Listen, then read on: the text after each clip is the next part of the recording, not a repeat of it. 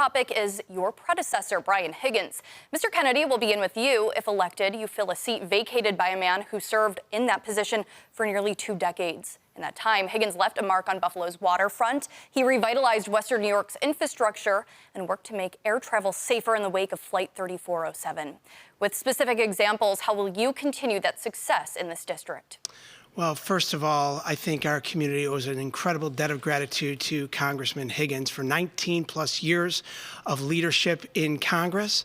He and I are very close friends, but also he is a mentor to me.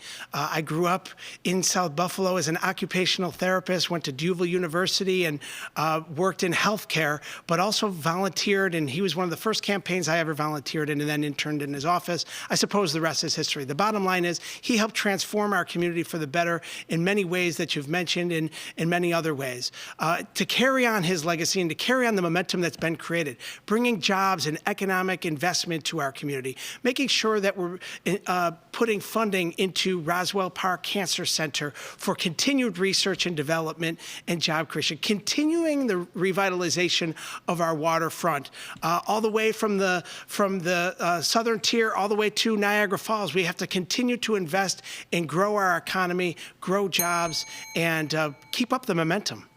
Mr. Kennedy, a follow-up, of course, as someone who was in office for nearly 2 decades, Mr. Higgins had a lot of political power with the Ways and Means Committee, meaning that he was able to allocate a lot of funding to this Western New York area. How, as a newcomer to Congress, will you continue that?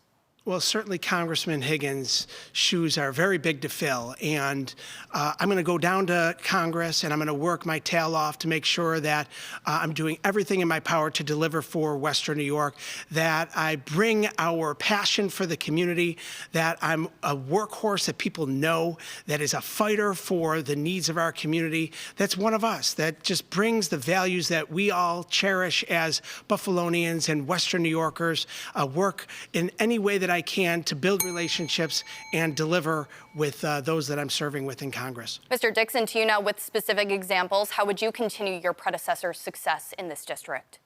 Well, I'd like to point out that my opponent has had, 14 years to do that.